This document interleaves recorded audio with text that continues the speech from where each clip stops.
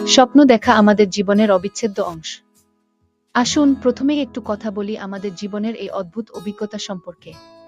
জানেন কি, মানুষের ৮০% সময়েই স্বপ্ন দেখা হয়? এটি সত্যিই একটি চিত্তাকর্ষক বিষয়। আজ আমরা জানব কেন এবং কিভাবে স্বপ্ন দেখি। স্বপ্ন মূলত আমাদের মস্তিষ্কের সৃজনশীল প্রকাশ, যা গভীর রাতে ঘটে। এই সময় আমাদের মস্তিষ্ক কাজ করে, বিভিন্ন অভিজ্ঞতা এবং উদ্বেগগুলো একত্রিত করে। যে স্বপ্নগুলো আমরা দেখি সেগুলো আমাদের জীবনের বিভিন্ন দিককে প্রতিফলিত করে।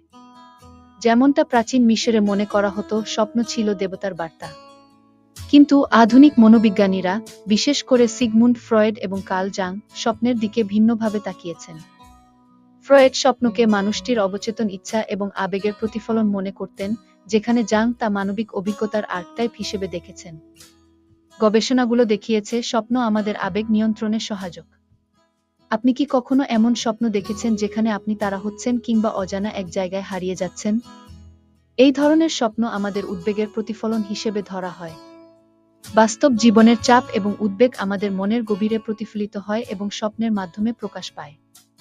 এখন যদি আপনি স্বপ্ন মনে রাখতে চান, তাহলে ড্রিম জার্নাল রাখা খুবই সহায়ক হতে পারে। আপনি যখন ঘুম থেকে উঠবেন, তখন আপনার স্বপ্নগুলি লিখে রাখুন। এটি কিভাবে আপনাকে সাহায্য করতে পারে?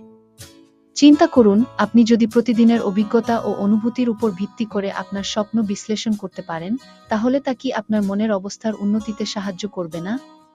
এবং হ্যাঁ, আমাদের চ্যানেল সাবস্ক্রাইব করতে ভুলবেন না। আশা করি আজকের আলোচনা আপনাদের নতুন কিছু শিখিয়েছে। আগামী সপ্তাহে আমরা নতুন একটি বিষয় নিয়ে হাজির হব, যা আপনাদের মনের ভিতরে নতুন আলো ফেলে দেবে। তাই স্বপ্ন দেখুন এবং জীবনকে নতুন দৃষ্টিতে দেখুন। ধন্যবাদ।